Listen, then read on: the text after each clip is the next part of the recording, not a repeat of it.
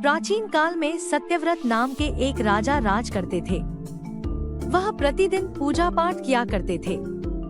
उनके पास किसी भी चीज की कमी नहीं थी।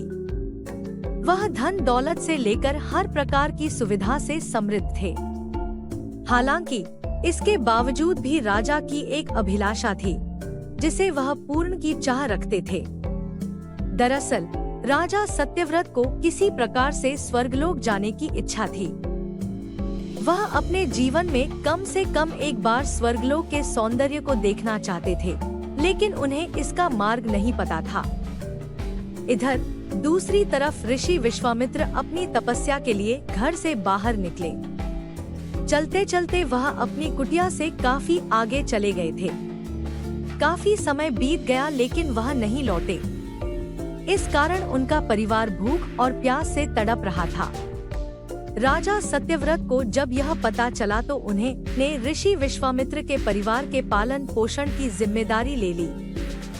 कुछ समय बाद जब मुनिवर लौटे तो वे अपने परिवार को कुशल देख काफी प्रसन्न हुए।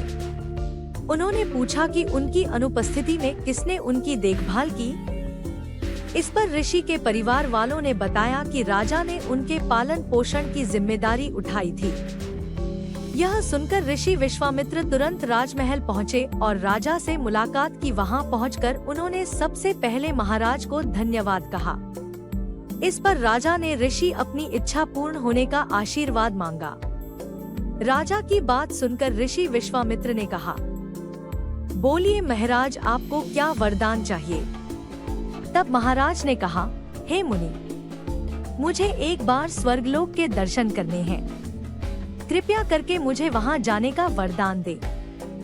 राजा की प्रार्थना सुनकर ऋषि विश्वामित्र ने एक ऐसा रास्ता बनाया जो स्वर्गलोक की ओर जाता था। यह देख राजा सत्यव्रत बहुत खुश हुए।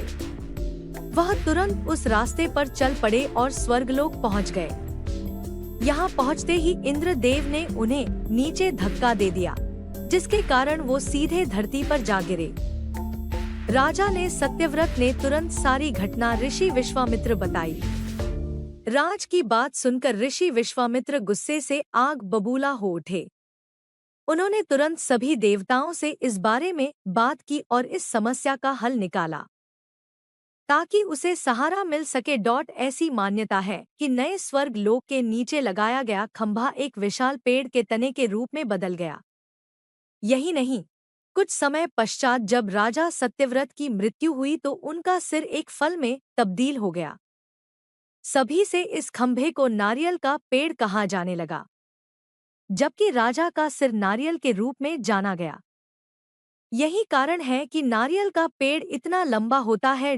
कहानी से हमें यह सीख मिलती है कि अगर सच्चे मन से किसी की मदद करे तो हमारी हर ख्वाहिश पूरी हो सकती है। तो दोस्तों, कैसी लगी आपको हमारी कहानी, हमें कमेंट करके जरूर बताएं और हाँ, चैनल को लाइक और सब्सक्राइब करना ना भूले। धन्यवाद।